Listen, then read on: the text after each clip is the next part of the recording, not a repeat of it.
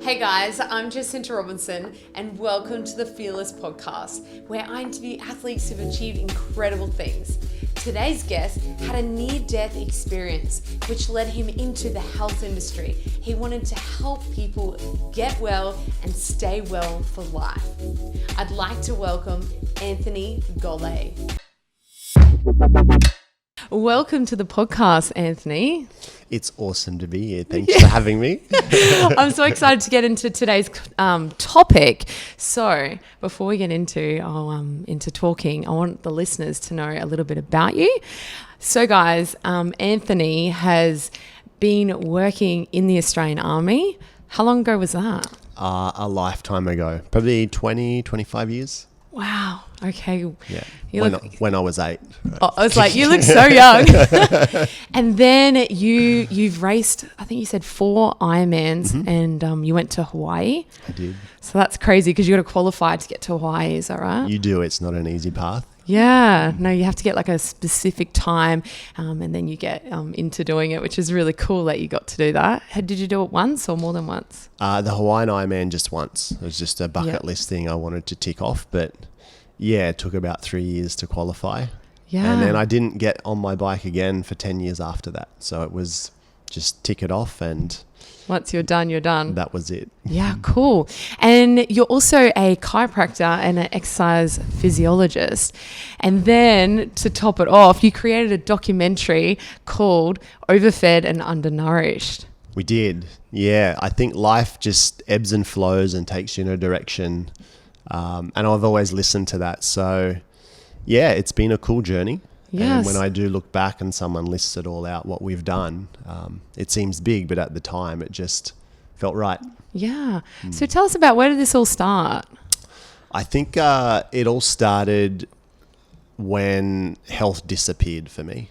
Okay. So in other words, I think, our voids in life create our values. So what's perceived as missing, then we chase and we spend our lives dedicated to it. So I was born on pig farm. Yeah. Mum and dad, German, Yugoslav, so very rich European upbringing, which was awesome. And, we all did the best we could. And so like everyone else's houses, it was filled with medicine cabinets and a pill for every ill. So headaches were pretty normal for me. But one day I woke up with this intense headache. Turned out I had meningococcal. Wow. So rushed to the hospital, almost died. 3 other people died that same week at the hospital. Wow. When I got out, so I had the lumbar puncture, all of that going on. And went to a chiropractor after that. Because I had headaches, I had back pain. And so from there, I really started to understand, well, what is health? What's the difference of being fit and healthy? Where does health really come from? And it just lit a fire in me to understand that, mostly for myself, because when you almost die, it becomes really important. Yeah. And then just a passion to really teach that for other people as well. Yeah. And so because the chiropractor, that's what inspired you to be a chiropractor? Totally. He started to teach me about the body and how it worked. Yeah. And, when we're first literally conceived and the sperm and the egg come together, and the very first tissue that it creates is called your neural streak. So it's literally your spinal cord. Yeah. And so you are that within hours of conception. Yeah. And then over the course of the next 9 months, your body starts to bud off that nervous system and create the heart and lungs and kidney and all the different parts of the body. So your brain, through your nervous system, controls and regulates every single function and physiological effect in the body. Yeah. So when there's some kind of interference to that, our body just doesn't function properly. So I was just fascinated with this. Yeah. And just understanding that there's an intelligence inside of us called our innate intelligence, and we're connected to a bigger intelligence called the universe. I love the philosophy of all of that. And it was different than what I'd just seen in books and that, because I was studying human movement at that point. Yeah. But it was still kind of the same old, same old. So anyway, became super passionate about that, understood the difference between, okay, I was really fit, but I wasn't healthy. Yeah. And so my path became more about health. And so, from there, I wanted to go to the army and really just push my limits. I was one of those crazies Whereas the army for me was more about how far can I push myself physically. Yeah. So I wanted to be a sniper and SAS and all of this stuff. So that was at the same time as then getting meningococcal. Right. So it was one of those sliding door moments where I literally had the letter of offer to get into chiropractic, and also the letter to go into the Australian Army and go overseas to East Timor. So that's where that stopped, and then I pursued health more. Yeah. And started down that chiropractic path and continued with the exercise physiology. And yeah, so I guess the mission started way back when I was, kind of 19, 20 years old. So 2 decades on, I've learnt a little bit. Yeah. Yeah. So what was it like let's go back to the army time. What was it about the army? Because you got to go through all the training and everything. What was feeding you from that? Was it the hard yards or the discipline, or what did you get? I really loved being pushed physically. Yeah. I loved that mental challenge of kind of, and I think our masculine energy definitely thrives off that, where it's being challenged and stepping up to task. And there's so little of that in today's society. Yeah. And that's why, people love sport or rugby or whatever it is, because that's where they get that physical challenge. But nowadays more people spectate than play. Yeah. So for me, it was purely that physical, obviously the camaraderie, the discipline. I wasn't seeking the discipline. That's something, again, innately as a little boy, I would just 8 years old go for a run. I would always had that inside me to push myself.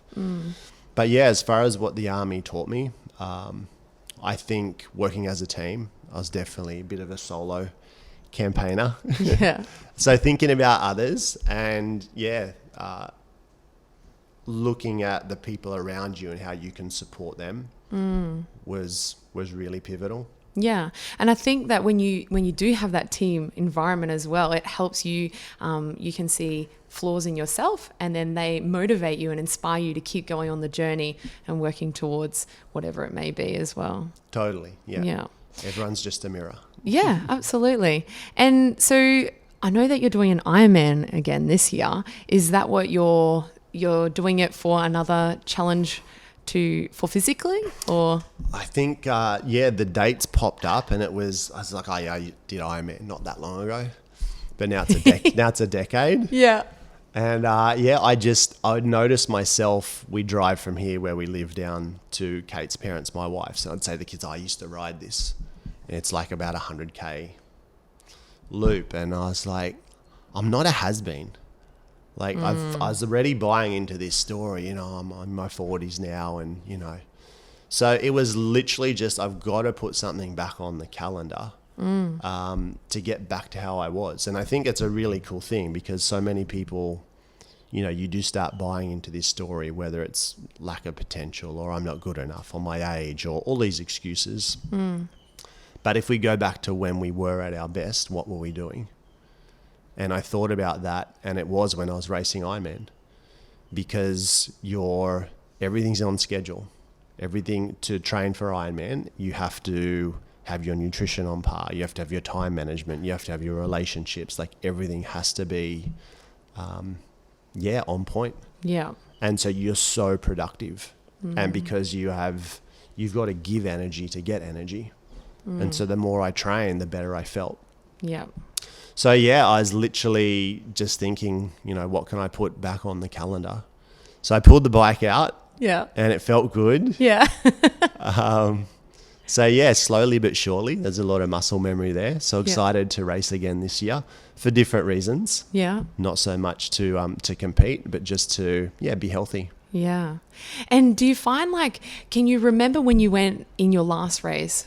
Mentally, like when you're going through the race, did you get to a point, because you conditioned yourself, let's say your last race, you'd conditioned yourself for 3 years when you got to Hawaii, were you challenged in that race, or did you feel really just comfortable and you were just cruising along?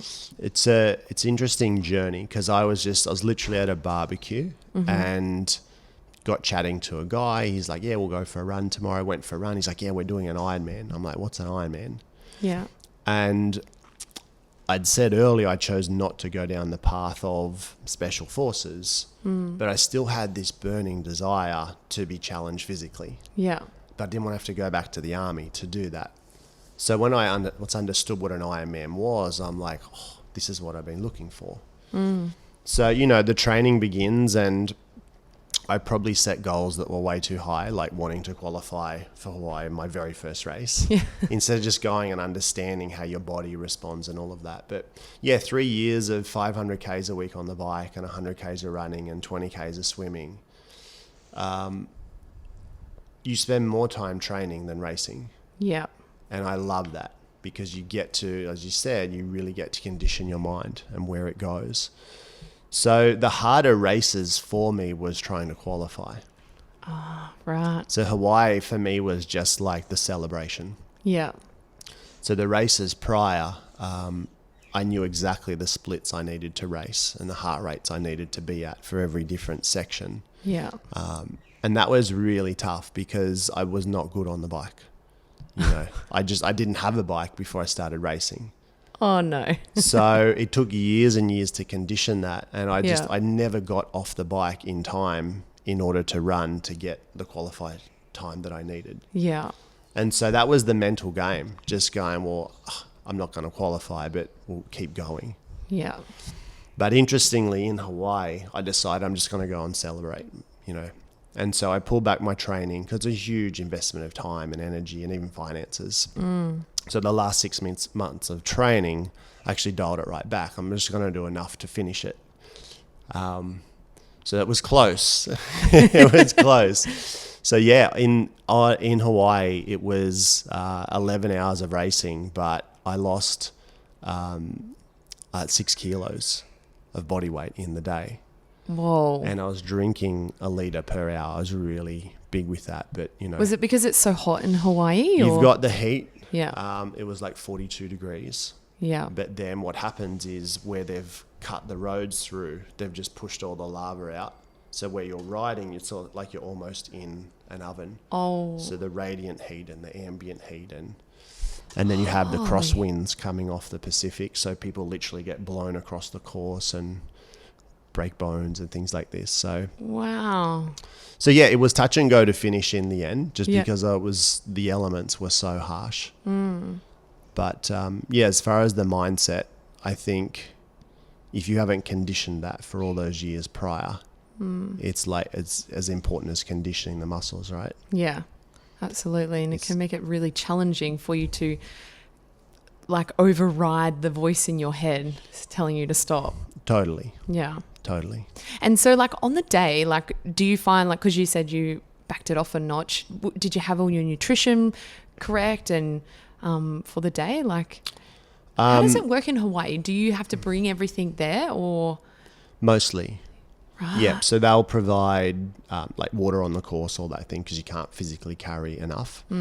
But as far as your nutrition, you should have had that sorted months and months prior. So you want to train with the nutrition that you're going to race with. Yeah. Whereas a lot of people, they don't do that. Yeah. They'll eat their normal diet and then it comes to race and I'm going to try this gel or what's the bars that they've got. I'll just have that when your body's just not used to that and all of the gut and the bacteria and... Which actually reminds me, when I climbed the mountain, I set a challenge for myself, wanted to climb this mountain for 12 hours.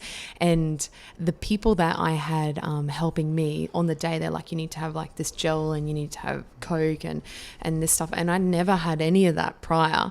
So on the day I was like, oh my God, I felt sick. It was too much. And I just wanted water. I didn't want any of the sugary stuff. It made me feel really awful, actually. Totally. Yeah. Yeah, your body, it loves rhythms, circadian rhythms and sleep patterns and nutrition rhythms and all of that. So it's all about conditioning your body for that. Even if you're going to race at a particular time, then you should be training at that time of the day. So, the more that you can prepare your body and mind that way, then there's less bad surprises on the day. Yeah. And probably too, when you have such a routine, when you can sort of dial it up a little bit, I reckon, as well. Totally. Yeah. So do you think Ironman would be the toughest challenge for you? Or do you think once you've done this, there is another challenge? Oh, there's definitely another. Yeah. And I probably did harder things after that. So cool thing with Ironman, it's 3 disciplines, so you get to change. Yeah. Whereas straight out running races, It's just running. They just suck. Yeah. There's nowhere to go. You walk or run or plod. So Yeah. so we did a 100K race. Yeah. Through the Gold Coast hinterland. So that was not super pleasant. Yeah. How long did that take you? That was, I think, the best. We did it like 4 years in a row, but the best time for memory was, I'm going to say 12 hours. Yeah. Yeah. And how many stops did you actually, some people have told me that they've hallucinated. Did that happen to you? Not so much. I think I was super physically fit through Okay. doing those. Yeah. But yeah, I'd love to do a 100-mile run this year. Wow. Yeah, which is in September. Oh, whereabouts is that? That's in Gold Coast as well. Okay. In the Yeah. hinterland as well? It is. Yeah. There's some desert races I've definitely got my eyes on, Yeah. which is the multi-stage kind of 500 Ks in, I think, 6 days. So, but we'll build back up to that. Yeah. I think what happens as well, I had this thing. So I turned 40 last year. I'm going to do one of these desert races. And I started running and I just had this voice saying, "What are you running from?" And I was like, "Shut up."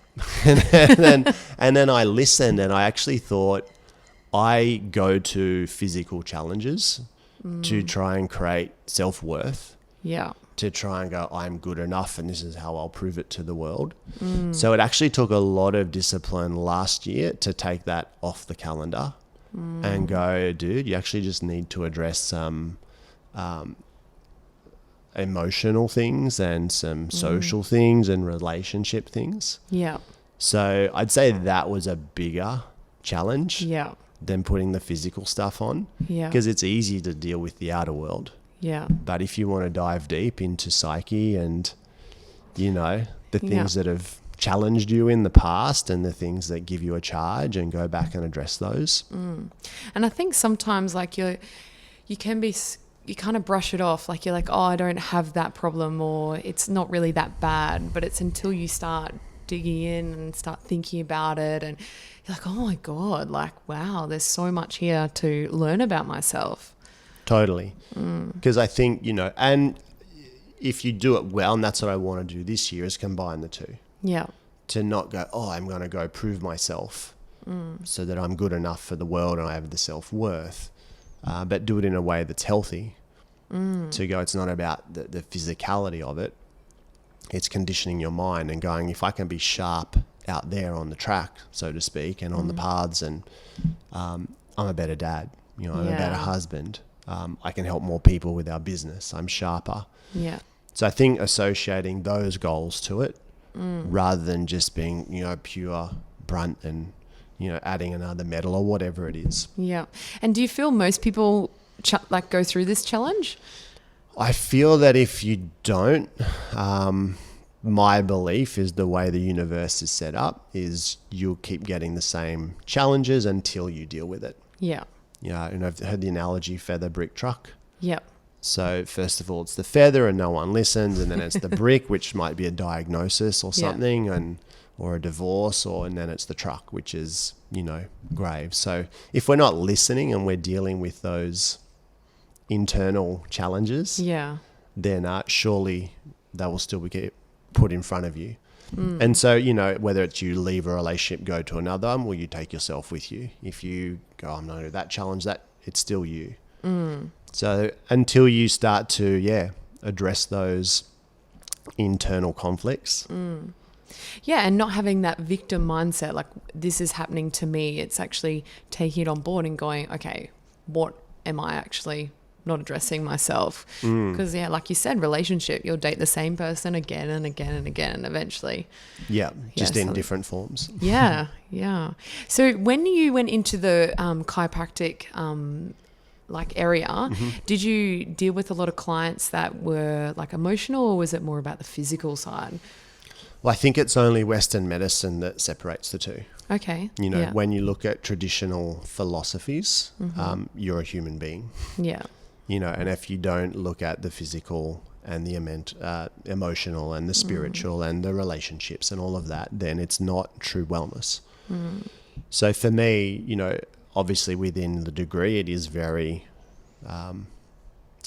allopathic. So here is the symptom, here is the treatment. Yeah. But the challenge with that is the word symptom means a sign of something else. Yeah. So we treat the symptom, we never get to the something else. Yeah. Whereas in more of a holistic approach, you're not asking, well, how do I fix the symptom? It's like, how can I get the person whole again? So it was more the after, you know, curricular studies where you start to go into the emotional side of things and start to learn techniques and get good at that kind of thing. So for me now, you know, I think it's ultimately why I stepped out of practice because there's only so many people I could help physically in a week. Whereas, you know, with the emotional side of things, especially with technology, you know, you can help literally thousands of people with doing a live that's vulnerable and it, you know, strikes a chord with someone, or through podcasts and all these kind of things. So we're in an age where, you know, our voices need to be heard. So good on you for doing the podcasts. Thank you. Because, everyone's got a story, right? Yeah. And if we just learn that we are good enough, and if we just share our story, you're not alone. You can relate to other people. Yeah. And if we do get that we are all connected, and you sharing your story can help heal another person because they can see their story in you better than themselves. Yeah, absolutely. So you're just holding up the mirror. So I don't know if I answered that question, but I think it's what I'm most passionate about these days. Yeah. Is getting really to the core of what's going on with people. So helping them align, you know, those internal conflicts so that if we bring it back to health, if I don't know who I am and what my highest values are and what my purpose is, then I'm looking to fill that up some other ways. Yeah. And now I'm grabbing for the chocolate because that feels my emotions for that temporary few seconds instead of having a long-term vision and going, oh, the broccoli is probably a better choice. Or I know that's a very, you know, but helping. And I think that can be the same with exercise as well. Like what you were saying, filling those voids and not actually getting to the core. Yeah, it's easy to go, I'm going to go to the gym and smash myself. Or I'm going to go do... Now, that's probably healthier than diving for the beer or whatever it might be. But still, exercise can be used in a way that is detrimental to someone's overall well-being. Yeah, and I've seen that before. And that's like injuries and that's what I believe that how they occur is because you've got some like charge inside and you're just going out to go ballistic and then, Totally. There's no mistakes. Injuries are there for you. Not against you. It's like, slow down. And I experienced this so many times where I'm pushing, and then the most silly injury, not training, but, you know, jumping off a rock into the surf and done it 1,000 times, but today you cut yourself. Yeah. And then that turns into an infection and you can't train for the next 2 weeks. And you're laying there going, and then you're back to your mind. So I just, my belief is that you're always being guided. And if you're not listening, there's the brick. Now sit down and deal with it. Yeah. Yeah, so true.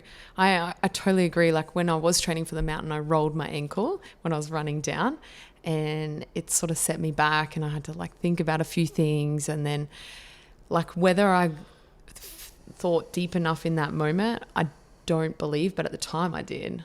And then went onto the mountain and then now the mountain's over, I start reflecting a little bit more and you can start to open up and understand yourself and you don't know, I guess, the real answer or the answers you're searching for, but you're getting the idea of moving in a direction that's healthier for you.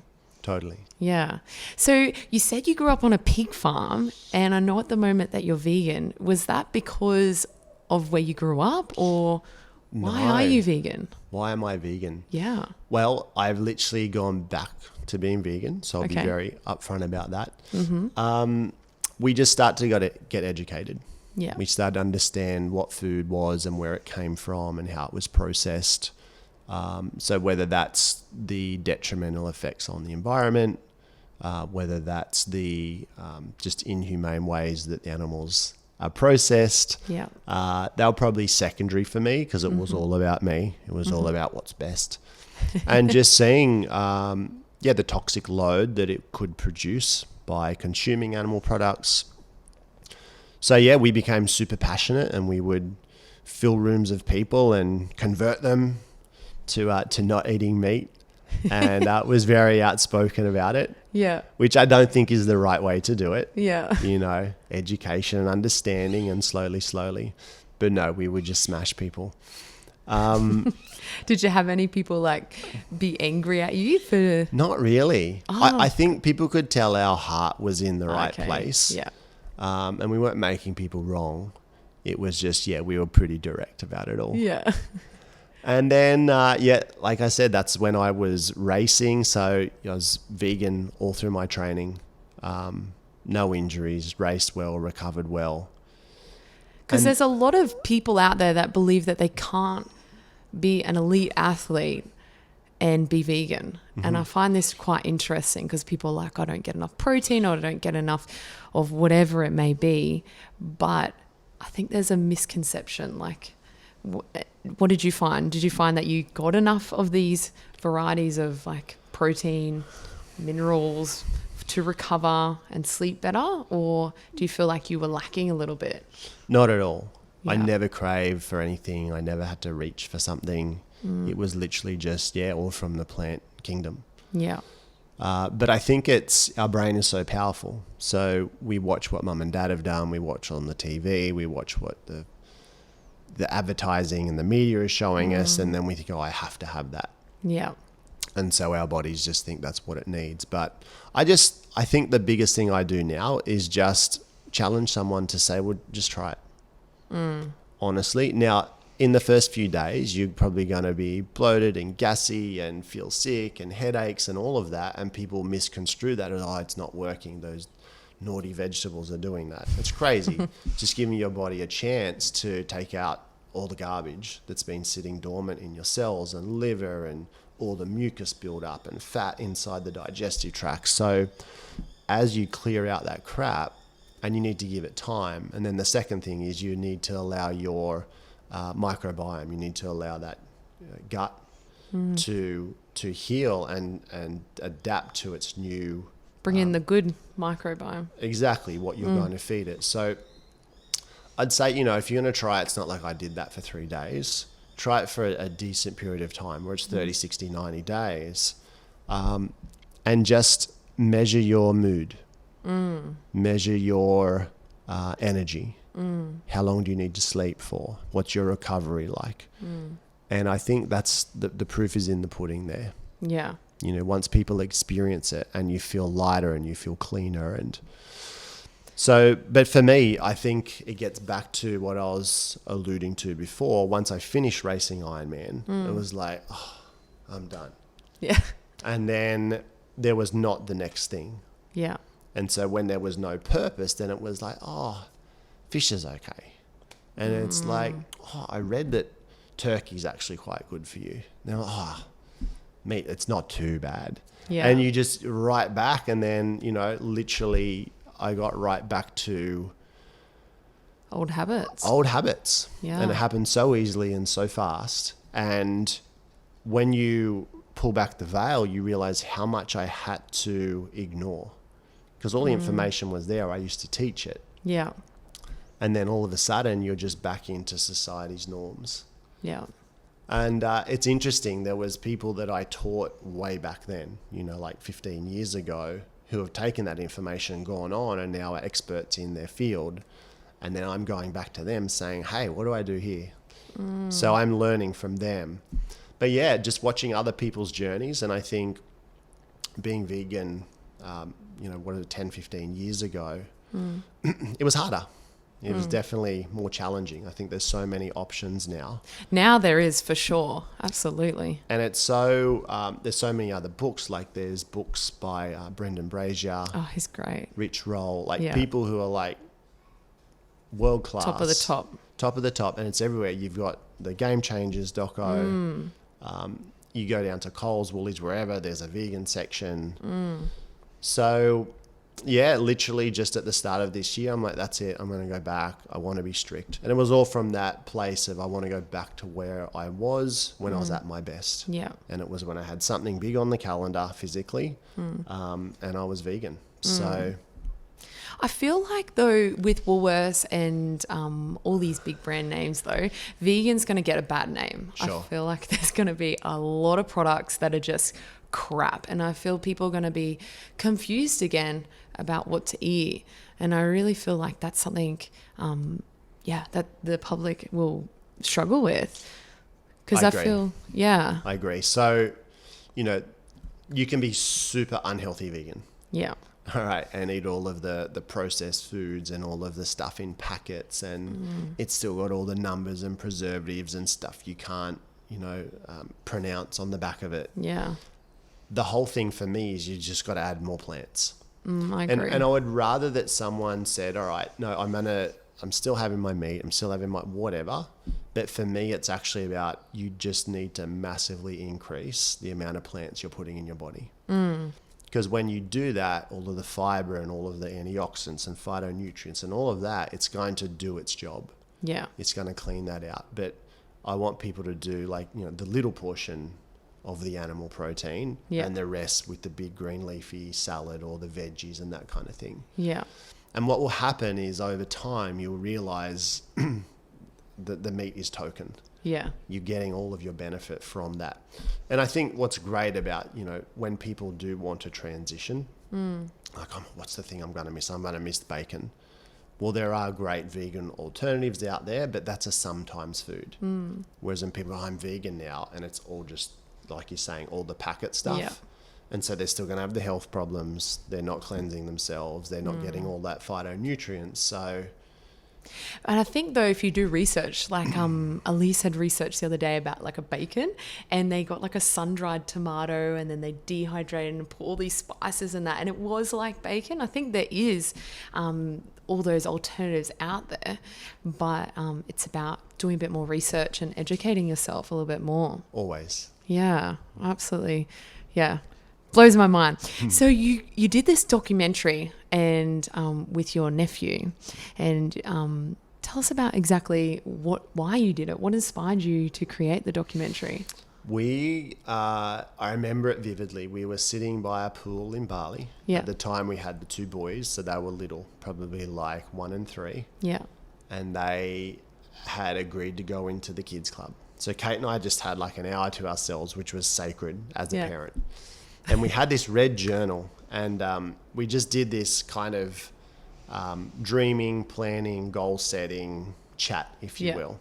And we're just going for it. And we literally wrote one line, make a documentary, because we knew that our whole life was going to be dedicated to making a shift in the health of the planet or the people. Yeah.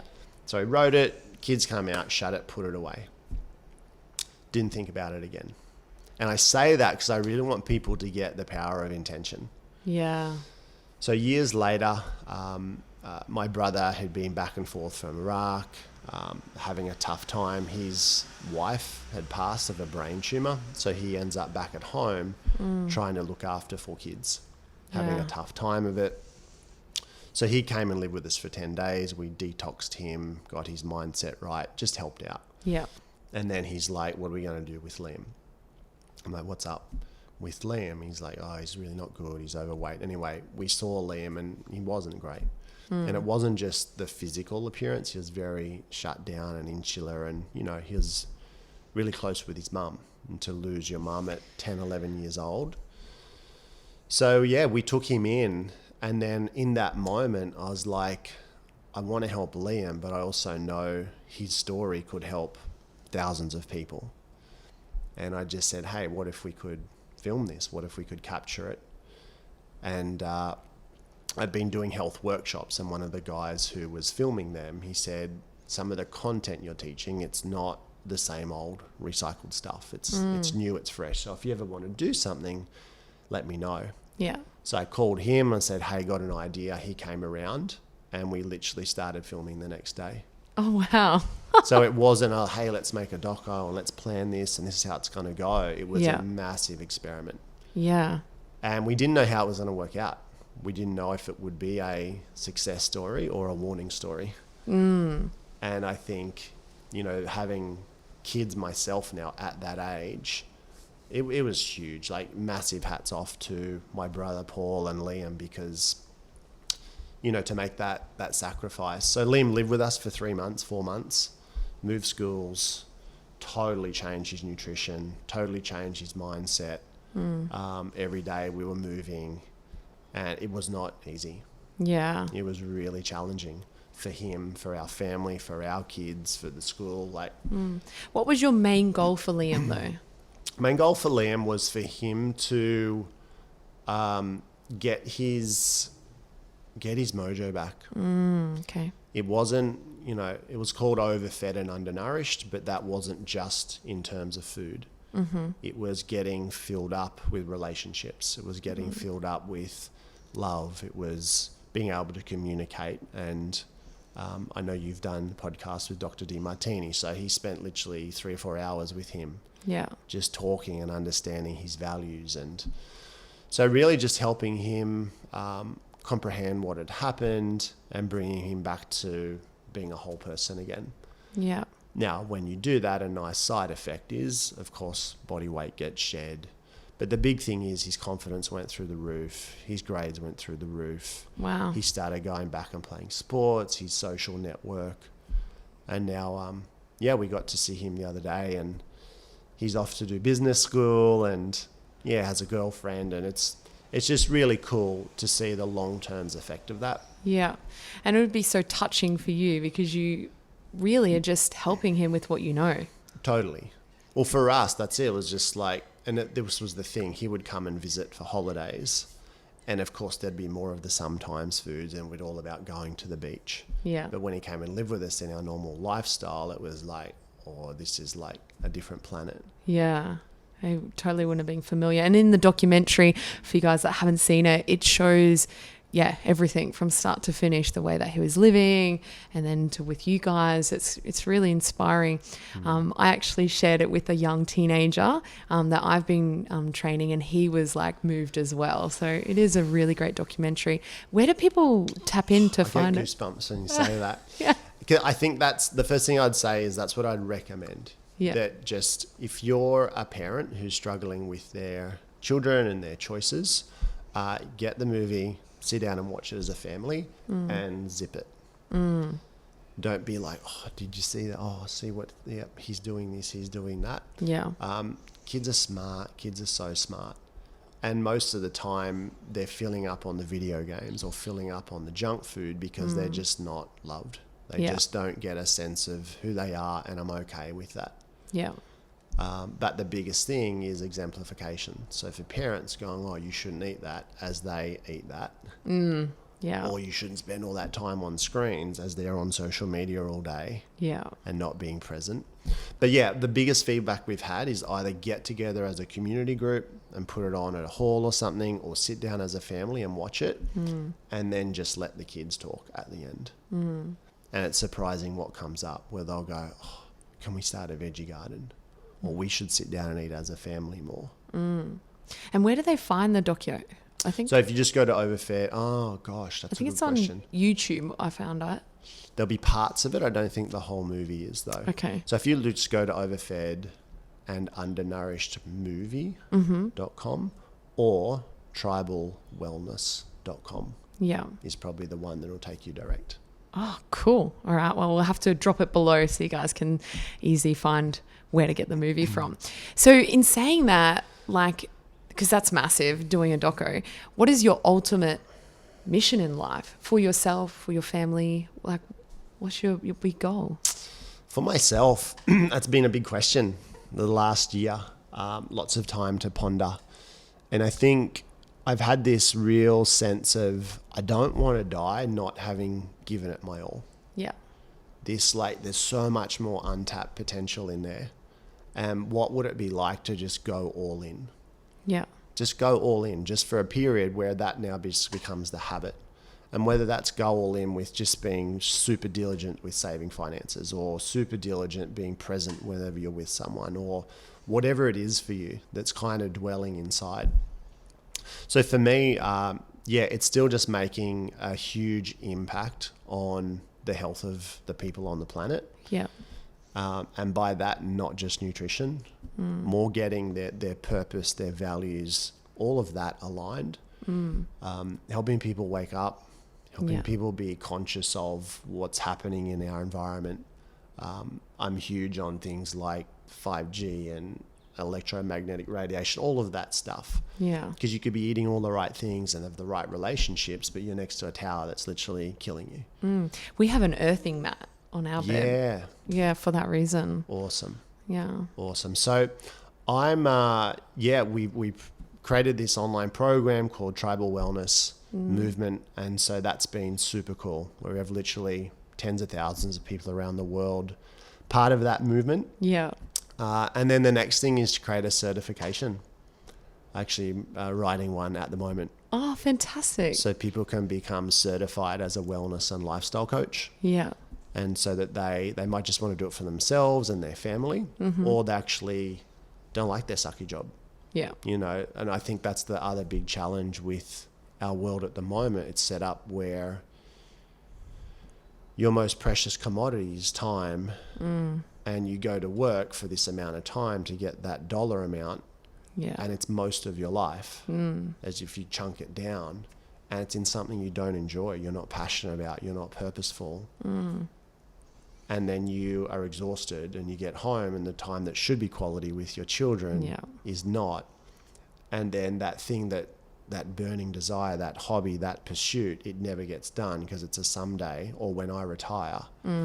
So just shifting that crazy treadmill that people are on. Go, just stop for a second. If you could have life exactly how you wanted it, how would it be? What would you be doing? Who would you be hanging out with? Well, let's create that. Yeah. And so many people, they do want to help people. And with the power of online and social media, which again is a double-edged sword, people can use it for really bad. Yeah.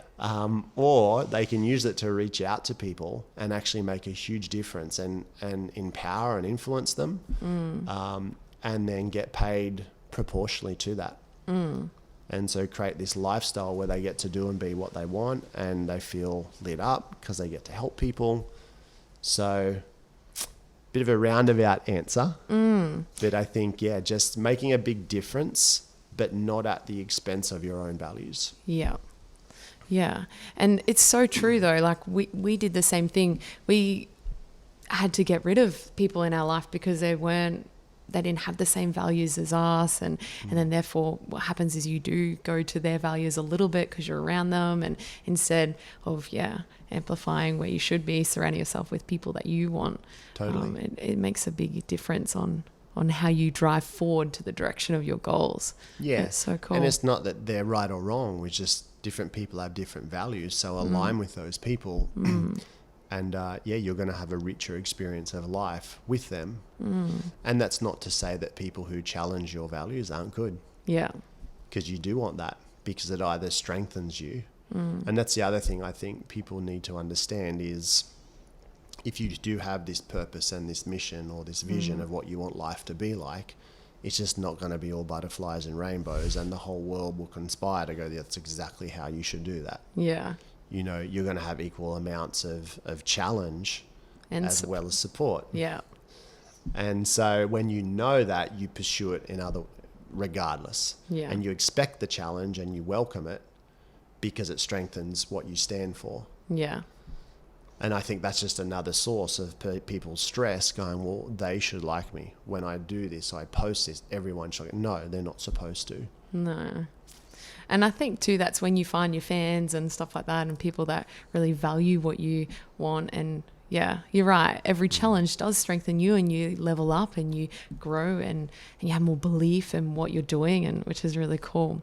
So then do you have like any, so I know you're doing the Ironman, but do you have another challenge after that you've got burning in the back of your mind, or? The 100-miler. Yeah. For sure. I went on a dirt biking trip. Yeah. Probably 6 or 8 weeks ago. Yeah. And I smashed my leg up pretty good. So I'm having this whole mental, like, I should be running more, but I'm spending lots of time on the bike. Yeah. I started just running in the pool with the kids. So I think that's the other thing, just not, I've got that goal, and right now I'm like, I'm not even running. How am I going to achieve that? Yeah. So there's always a way. Yeah. There's always a way. 100-miler. And then I think the following year, to knock off one of The those sand. deserts. Yeah. Yeah. One of the guests I had on, he did the Death Valley. Yes. And he says it's insane. Yeah. Well, the Sahara Desert's quite good as well. Yeah, there's so many out there these days.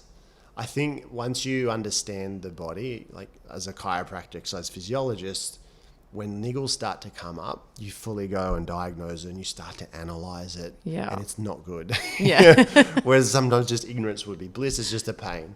Just keep going. Yeah.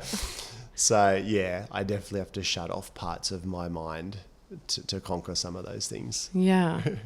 So, Anthony, tell us your top 5 tips for just the general public on how they could create a healthier lifestyle with your beliefs. My beliefs.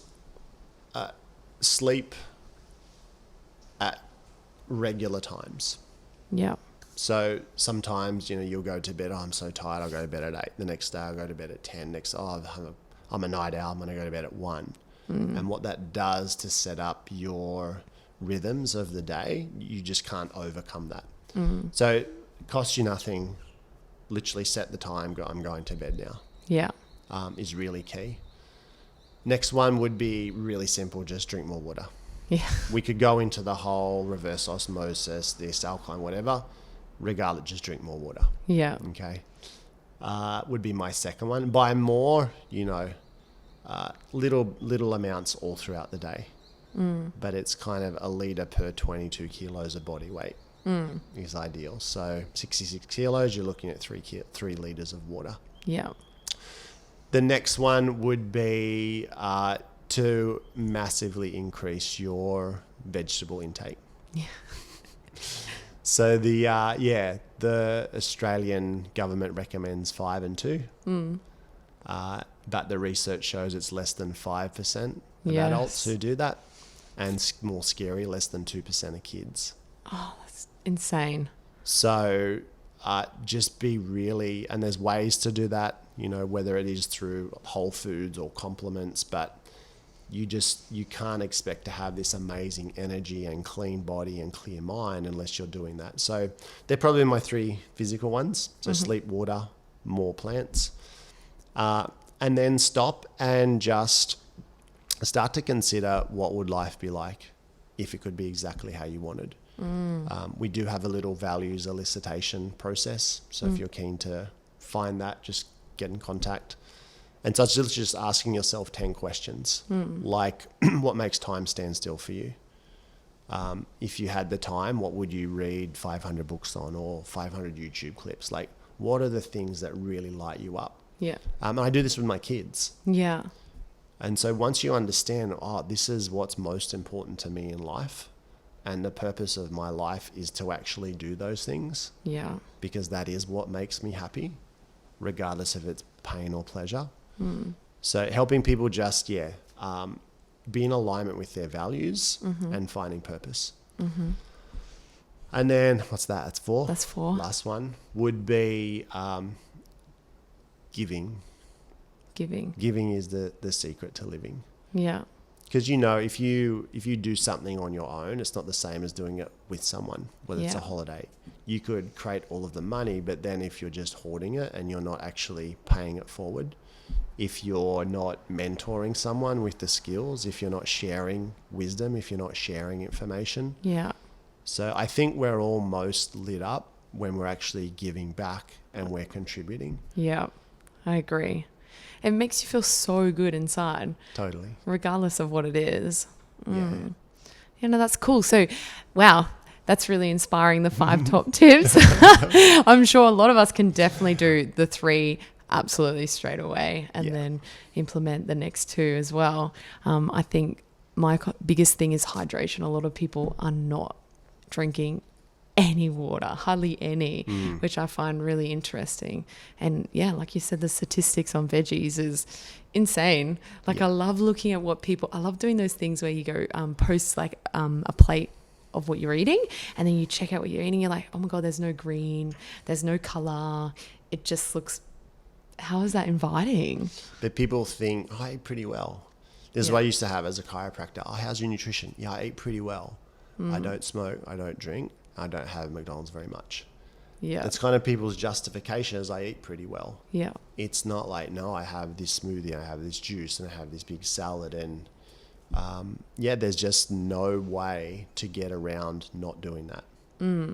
I think there's a stat about 70% of chronic diseases are preventable just by that one change alone. And I think to start off with as well, in saying that, like, when you do have the salads and stuff, you may not enjoy it as much because you're used to the sugary foods, but then you start to learn more and you get to add flavors, and then it does become more enjoyable. So I think that's to be expected when you are incorporating more veggies. Yeah. The first time I'm like, yeah, that's it, we're going veggie. And I just pictured myself just eating celery sticks and lettuce heads for the rest of my life. Yeah. And then when you start getting into the cookbooks, and there's so many cool things. Like last night we had jackfruit. Yeah. So you cook up the jackfruit and you can't tell me it's not like pulled pork. Oh, it's awesome. And then whatever you marinate in, it gets the flavors. And so we had that with Mexican. So you got all the colors and flavors and sauces and the guacamole. Like, it's just, party in your mouth. Yeah, I think I really like it. We did like a with the jackfruit, we did like a spag bowl, like so simple. Yeah. But it can be quite creative. It's just doing it really, and just making that change. Yeah, just start. Yeah. Yeah, you're not going to get it perfect straight away, and you're going to slip. And I think that's the thing. Not when you do slip, don't focus on that. It's like, it was just a meal. It was just a day. Get back to what you know. Yeah. And not be hard on yourself. Yeah. Yeah. Be gentle. Yeah. Oh, well, it's been so lovely having you on the podcast, Anthony. And for the guys, when they want to tap into your website, so I'll post that all in the details below. Do you have any more last words for the listeners? I do. Especially if you're hitting those kind of 30s, 40s and beyond. Yeah. I really started to think about legacy, you know. What do I want to leave my impact on this planet to be? You know, how do I want to raise my children to be incredible human beings? And when you start looking at life like that, like, what do you want people to say about you at your funeral? It just changes the way you see the world. And it changes your decisions each day and your habits and your beliefs. And when the longer the vision that you can have, the more of an impact you have. But also then it brings you back to today. Every day counts. Yeah. And so you really start to squeeze the juice out of life. Yeah. Yeah, no, that's really, I don't even have kids, but I love thinking like that. It's so true. Right, but you might want to go, well, what's the kind of parent I want to be to bring children into the world? So just, casting a vision that's longer. We're in a world, it's all instant. It's all like, what am I having now? What can I get now? And that fuel, that frenzy of desire is just not beneficial for us. Whereas if we have that longer term vision for our health, for our relationships, for, our whole life, it tends to create something where things aren't as frantic. Yeah. Time doesn't pass us by. Where did that go? And so we end up being more deliberate, more conscious in our actions. Yeah. And just having, a fuller life. Yeah. And feel really good about yourself as well. Yeah. Yeah. And having impact on others is such a beautiful thing to leave the world, to knowing that you could help others. Yeah. Oh, that's so lovely. Alrighty, guys. Well, stay tuned to see what happens with Anthony with the Ironman. When is it? June, July? No pressure now. Yeah, no pressure. So is it June or July? I think it's June 7th. June 7th. Yeah. Oh, gosh. Well, you're going to have to jump online on Instagram is the best? Yeah, Insta or Facebook, just my name. Cool. And then we'll be able to follow your journey and look forward to it. Thanks. Thank you. Thanks for listening in, guys. If you're on Apple, please leave a 5-star written review. If you're on YouTube, give us a thumbs up and subscribe to the channel. All right, I'll see you next week with the next inspiring story.